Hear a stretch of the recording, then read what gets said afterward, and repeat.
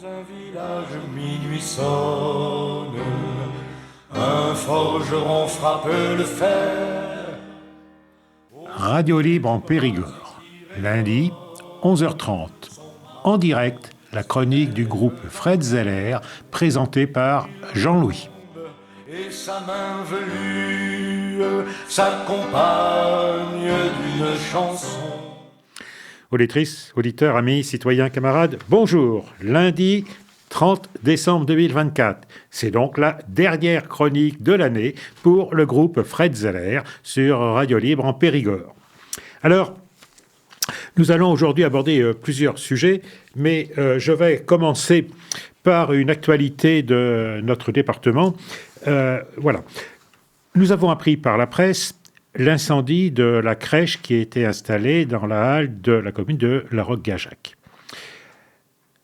Et dans la foulée de cet incendie, le site Boulevard Voltaire a publié un article dans lequel la libre pensée est diffamée. Il n'y a pas d'autre expression possible.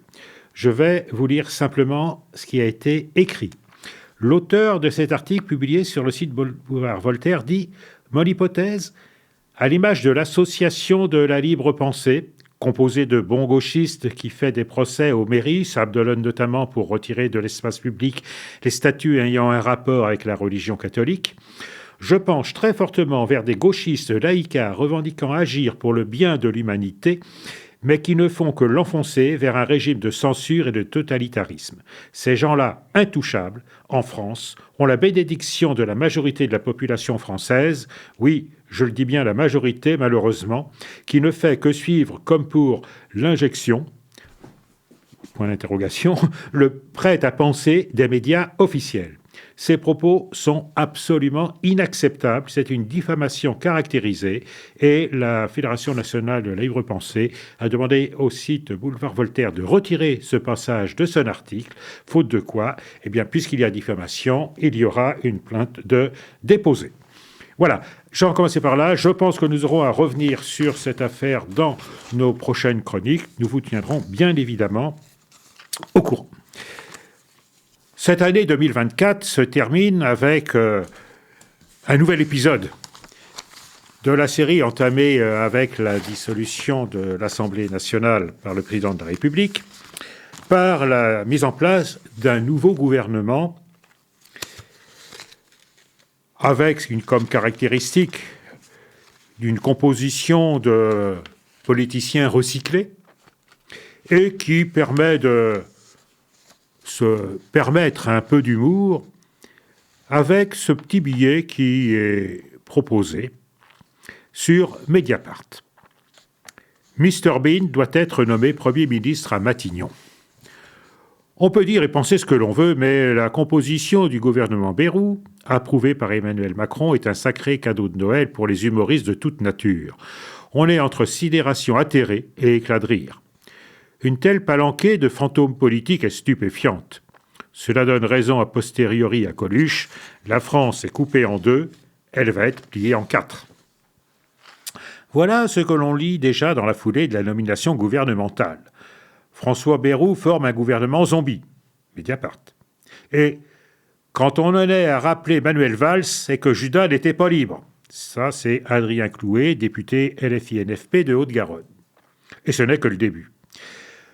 Peut-être d'ailleurs, c'est un commentaire personnel que j'ajoute, vous avez écouté le commentaire à la mode de l'humoriste Naïm qui vaut également le détour. Et ce n'est qu'un début. François Bayrou a ramassé le fond de la poubelle et il n'y a plus rien à récolter, encore qu'avec la Macronie, tout, et surtout le pire, est encore possible. Aujourd'hui, il est repris de justesse et demain, il est repris de justice. Ce gouvernement sera comme celui de Michel Barnier. Il ne passera pas l'hiver, comment le pourrait-il, et les cigognes macronistes ne trouveront jamais à se poser. Il faut avoir un certain goût du suicide politique et n'éprouver aucune honte à soutenir un tel Titanic politique, mais avec Emmanuel Macron, tout est possible dans le ridicule et le déni de la réalité. Et dans la honte, il y a toujours des candidats possibles. La preuve en est par la composition du gouvernement Bayrou de secours, qui peut se résumer à un seul leitmotiv, la gamelle, nous voilà. Quand le temps des repris de justesse cessera nécessairement faute de combattants, il n'y aura plus que les repris de justice pour tenter l'aventure gouvernementale avec Emmanuel Macron. Il était au fond du trou et il creusait encore. Pour aider le pays et ne reculant devant aucun sacrifice, la libre pensée propose la composition d'un prochain futur gouvernement qui ne manquera pas d'être renversé à son tour. Voici ceux que nous avons nominés. Isabelle et Patrick Balkany, Jean-Luc Benamias, Léon Bertrand, Jérôme Cahuzac, Jean-Christophe Cambadélis, Alain Carignon, Olivier Dussopt, François Fillon, Claude Guéant, Alain Juppé, Catherine Maigret, Michel Houellot, Georges Tron, Nicolas Sarkozy. On reste halluciné par cette décomposition politique, au propre comme au figuré. On pensait avoir tout vu dans les écuries d'Augias de la Ve République. On se trompait visiblement. On pensait que l'on ne pouvait faire pire que la société du 10 décembre, faite de copains, de coquins et de gredins, véritable apanage du bonapartisme, mais cela restera comme des amateurs face à la fin de la Macronie qui va agoniser et périr dans les scandales judiciaires et politiques. Comment dès lors s'étonner que l'extrême droite puisse postuler sérieusement au pouvoir devant une telle situation de pourriture généralisée ? C'est parce que la Ve République n'en peut plus d'agoniser en sécrétant des plaies purulentes qui contaminent toute la société que l'extrême droite peut réapparaître avec une telle prégnance. C'est pourquoi la libre pensée, qui a toujours condamné les institutions bonapartistes depuis 1958, se prononce aujourd'hui pour balayer le système et faire élire une constituante libre et souveraine pour mettre en œuvre une véritable démocratie dont les citoyennes et les citoyens détermineront librement et souverainement la forme et le contenu.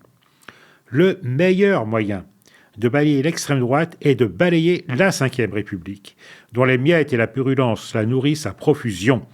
Il faut que les citoyens prennent en main leur destinée par tous les moyens qu'ils souhaiteront pour construire un autre avenir. Constituante, libre et souveraine, et la coupe au peuple, comme disait Jean Heuss. Donc c'était ce billet dans lequel on a un peu manié l'humour, et je pense que ça fait beaucoup de bien. Alors, je vous propose maintenant un premier choix musical avec un musicien dont on a déjà passé, je crois, un morceau dans le cadre de notre balade autour du blues. C'est le chant antimilitariste, finalement, ou qui aborde la question militariste, Wartime de Blind Lemon Jefferson. Et où j'ai trouvé, en parcourant un petit peu les différents sites, etc., en fait, il y a un répertoire très intéressant de blues antimilitariste, et ce sera l'occasion d'en parler, y compris dans des projets que nous avons pour le mois d'avril, où nous prévoyons une grande soirée autour du blues. Donc, premier choix, Blind Lemon Jefferson, Wartime. What you gonna do when you send your man to war? What you gonna do? Send your man to war.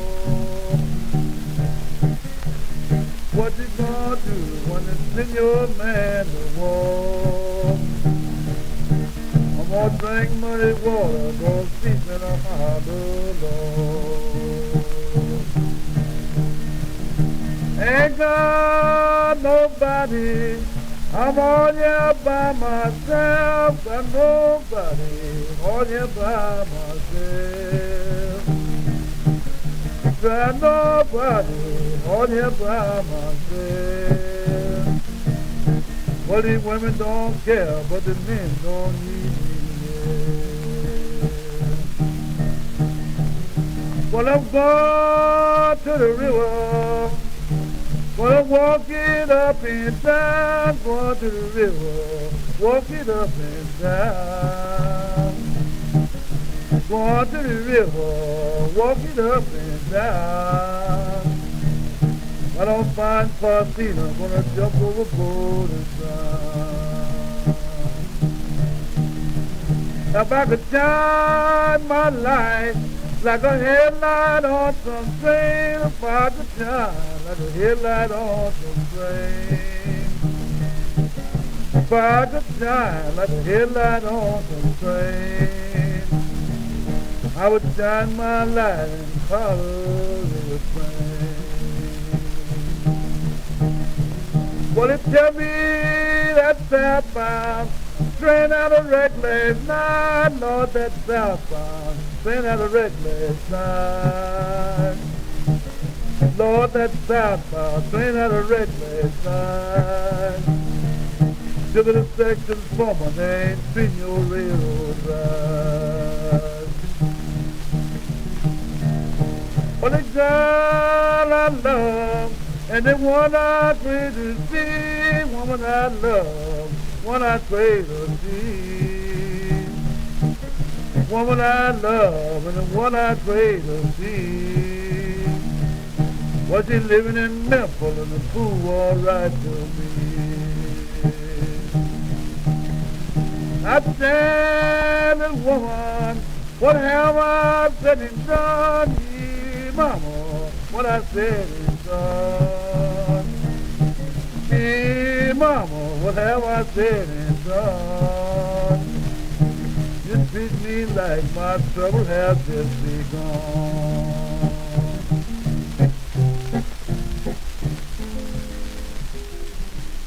Alors bon, vous avez remarqué à la qualité sonore que c'est un enregistrement ancien, je crois que ça date de 1928. Les premières lignes de cette chanson, je vous les cite, elles sont intéressantes. « Que vas-tu faire quand ils enverront ton homme à la guerre ? Qu'est-ce que tu vas faire ? Envoyer ton homme à la guerre ? Que vas-tu faire quand ils enverront ton homme à la guerre ? Je vais boire de l'eau boueuse et dormir dans un tronc creux. » Voilà, c'est le début de cette chanson. Maintenant, je vais vous proposer le début d'un texte qui analyse la situation. Ça revient un petit peu au premier sujet que j'ai évoqué, qui est un texte qui a été publié dans Mediapart, sur Mediapart, un texte de Romaric Gaudin le 2 décembre. C'est intéressant parce que, bon, on est presque un mois après, hein, c'était tout début du mois de décembre, et l'analyse de Romaric Gaudin est tout à fait intéressante. Il l'a titré « L'échec de Michel Barnier montre l'impossibilité d'un compromis démocratique avec le capital ». Alors, voilà ce qu'il dit. J'en lis des extraits parce que je n'aurai pas le temps de tout lire et je vous renvoie à notre site lpdordogne.fr sur lesquels vous retrouverez tous les liens que j'évoque dans cette chronique. Romaric Gaudin écrit « L'échec du gouvernement Barnier est d'abord l'échec d'une tentative de gérer dans le cadre parlementaire les contradictions internes du capital. Avec la nomination de l'ancien commissaire européen à Matignon, Emmanuel Macron tentait de constituer un bloc capable de réaliser un compromis au sein du capital français, et c'est ce compromis qui a échoué. Le point de départ de toute cette affaire est bien entendu le désastre laissé par la gestion de Bruno Le Maire à Bercy et plus généralement par la politique néolibérale menée par Emmanuel Macron depuis 2017, en baissant massivement les impôts pour les entreprises et les détenteurs de capitaux, mais aussi en subventionnant largement une grande partie de l'outil productif français. Cette politique espérait donc créer un choc de croissance. C'est l'inverse qui s'est produit. La croissance s'est affaissée considérablement au cours du quinquennat. Certes, les chiffres ont pu paraître un temps flatteurs relativement à certains de nos voisins, mais c'était uniquement parce que la production était massivement subventionnée. Le sous-jacent productif était en lambeaux et l'effondrement de la productivité française après la crise sanitaire en était le symptôme évident. Logiquement, les rentrées fiscales ne suivaient pas la croissance parce que cette croissance n'était qu'achetée par les politiques de soutien au capital.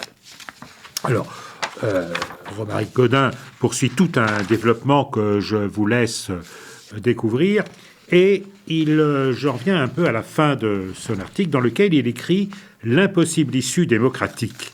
La conclusion à tirer de cette affaire est évidente.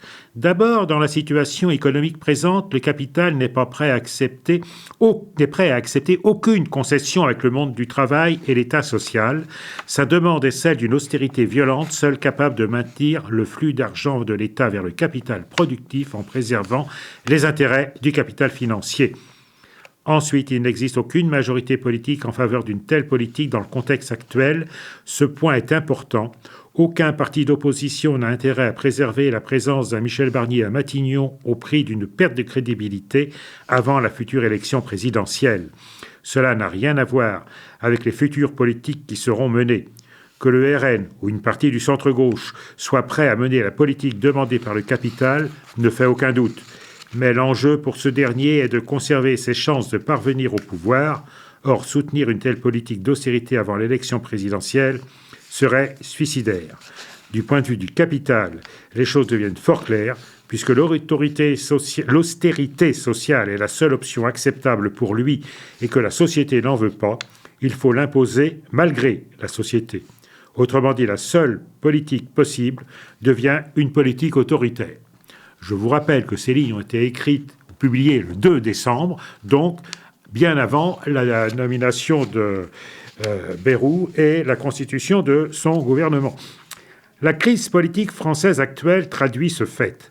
La démocratie et le parlementarisme deviennent des entraves pour le capitalisme français. Bien sûr, ce phénomène n'est pas nouveau. Il est le produit d'un long processus où, durant 2 quinquennats d'Emmanuel Macron, l'autoritarisme au service du capital n'a cessé de croître. Mais en cette fin d'année 2024, plus aucun doute n'est permis.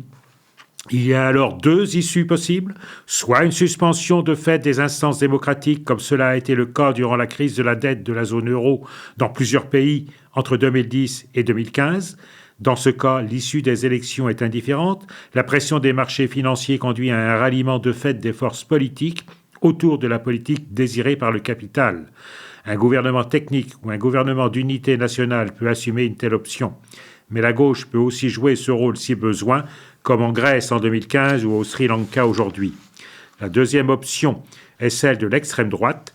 Dans ce cas, l'austérité est dissimulée derrière une politique de répression à l'égard des minorités. Dans le contexte de jeu à somme nulle actuel, une partie du monde du travail peut alors se rallier à l'option voulue par le capital pour le seul avantage de voir une partie de la société être plus maltraitée que lui.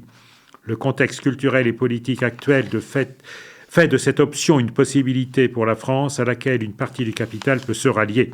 Rappelons que, lors de la campagne des législatives au mois de juin, le président du RN, Jordan Bardella, avait préparé le terrain avec son audit des finances publiques, préalable à toute politique d'austérité sévère qu'il feint de rejeter aujourd'hui. Le contexte français n'est pas isolé. Il confirme que la situation actuelle met fin à l'illusion que capitalisme et démocratie sont indissociables. Bien au contraire, l'enjeu désormais est de prendre conscience de l'impasse où mènent les intérêts du capital pour saisir que la défense de l'État, de droits et des libertés passe par une lutte envisageant une transformation économique et sociale profonde. Donc, c'était de larges extraits de l'article de Romaric Gaudin, publié, je le rappelle, donc le 2 décembre 2024. Voilà. Alors, avant d'arriver à la dernière partie de cette chronique, je vous propose un nouveau choix musical. J'ai souhaité illustrer cette dernière chronique de l'année par plusieurs choix musicaux. Et là, c'est encore une chanson sur la question de la guerre. Et là, on est vraiment sur une chanson anti-militariste de Willie et Dixie Wilson. Donc, Wartime.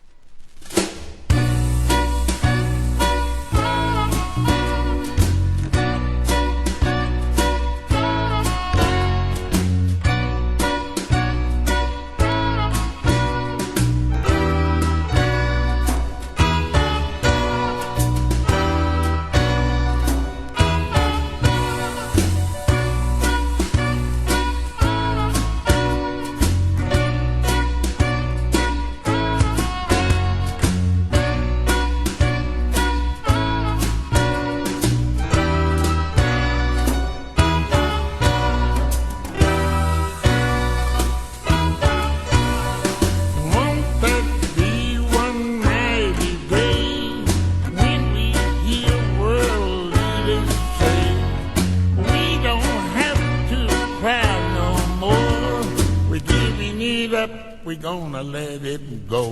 We're gonna study war no more. We're gonna think the war no more. We're gonna fight the war no more.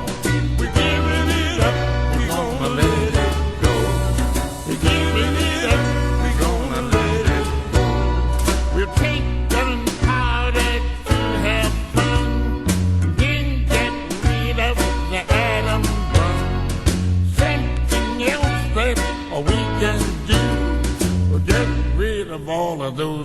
gets two.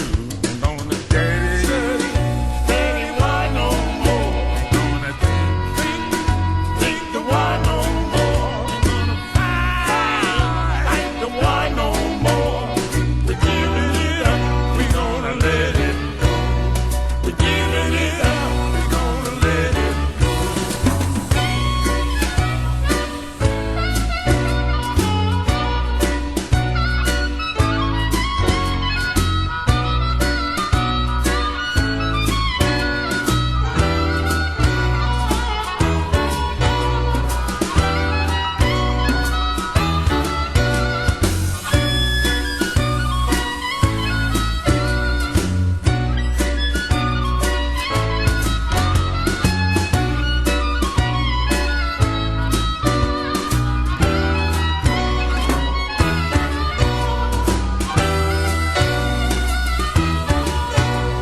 The man is bent on runs alone and build poor people a happy home. Something good that we can do. You treat me like I treat you. No more starving in the nation. Everybody gets education.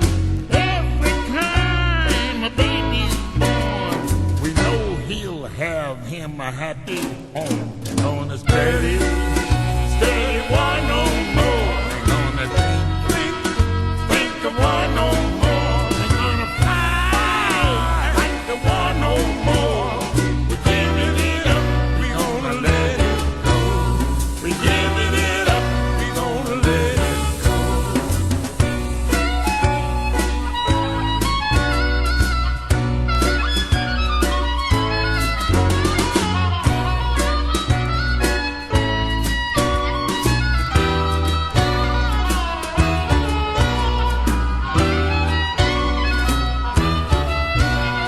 No more sleeping in the street. We are happy whoever we meet. Then we all will shake our hand and make this world our promised land. Gonna steady, steady, steady, why no more? Gonna think the why no more? Gonna fight the why no more? We're giving it up, we're gonna let it go. We're giving it up, we're gonna let it go. We're giving it up, we're gonna let it go. Ne sera-ce pas un jour formidable quand nous entendrons les dirigeants mondiaux dire « Nous n'avons plus besoin de pleurer, nous abandonnons, nous allons laisser tomber ». Nous n'étudierons plus, nous n'étudierons plus la guerre, nous ne penserons plus à la guerre. Ce sont les paroles du début de la chanson que je viens de vous proposer. Voilà. Alors, nous en arrivons maintenant à la toute dernière partie de notre émission avec plusieurs annonces. Tout d'abord, la publication des cahiers de l'Observatoire économique et social. C'est une revue proposée uniquement en numérique, disponible sur le site de la Fédération nationale de la libre pensée, fnlp.fr. Là encore, nous mettrons sur notre site du groupe Fred Zeller, lpdordogne.fr, les liens qui vous permettent de retrouver ce document. C'est un document de plusieurs dizaines de pages avec des articles de syndicalistes qui évoquent donc les questions sociales parce que c'est un sujet qui préoccupe donc la libre pensée. Deuxième annonce, c'est la date du 26 janvier que je propose à nos auditrices et auditeurs de réserver s'ils sont intéressés par le traditionnel banquet de la libre pensée à l'occasion du 21 janvier, qui célèbre donc la fin de la monarchie, et que nous fêterons, puisque nous avons l'habitude de le faire un dimanche. Ce sera le dimanche 26 janvier à Bourou. Voilà, donc ça, c'était une deuxième annonce. La semaine prochaine, nous parlerons, entre autres, de Cabu. Cabu a assassiné lors de l'attaque de Charlie Hebdo. Donc, nous reviendrons sur ce drame. Et je vous donne rendez-vous donc pour conclure cette chronique dans quelques instants, après avoir écouté cette chanson d'actualité à sa façon, même si elle date également de 1926 ou 28. C'est à nouveau Blind Devon Jefferson. Happy New Year. Happy New Year, folks, each and everybody. I'm thinking about the year of 1929.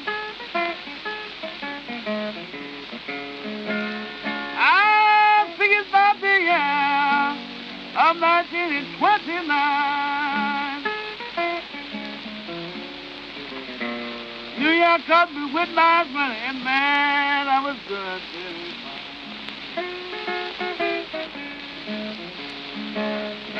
I would lie down with my baby. We had one small quarter gin. I would lie down with my baby. We had a small quarter gin. That old doorbell kept ringing. I wouldn't leave nobody coming.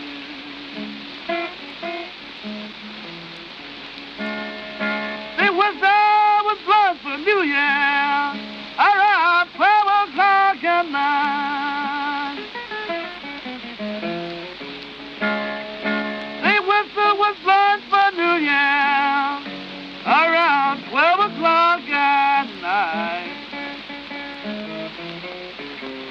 I lied down arguing with my baby until the good Lord broke daylight. Early one New Year morning, I was walking down by the mill. After early one New Year morning, I was down by the mill. Every man likes the liquor when he gets his friend from the still.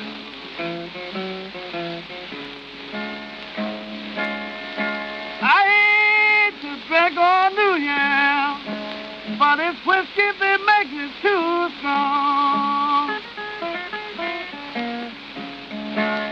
I say I hate to drink on New Year, it's whiskey that makes it too strong. Because I would take 2, 3 drinks, I'll be drunk the whole day long. Hurry up with that Santa Claus, bring it on around here. Voilà, donc cette chanson de Blanche Lemon Jefferson va conclure sur le plan audio ces dernières chroniques de l'année.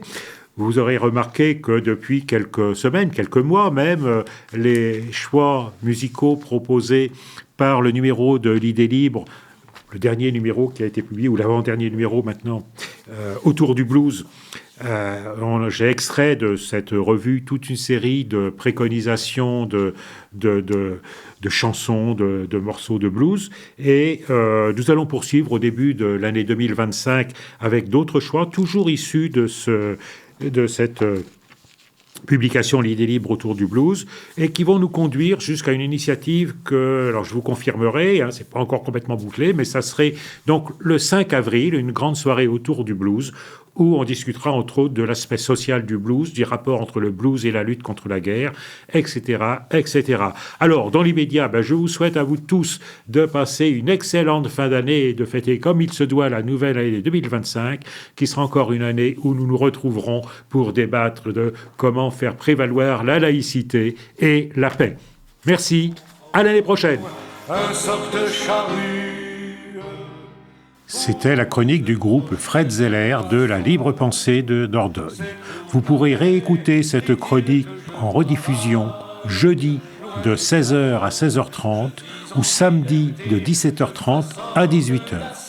Vous pouvez également écouter cette chronique en podcast sur le site de Radio Libre en Périgord, et vous pouvez également retrouver sur le site du groupe Fred Zeller, lpdordogne.fr, toutes les chroniques du groupe Fred Zeller sur Radio Libre en Périgord.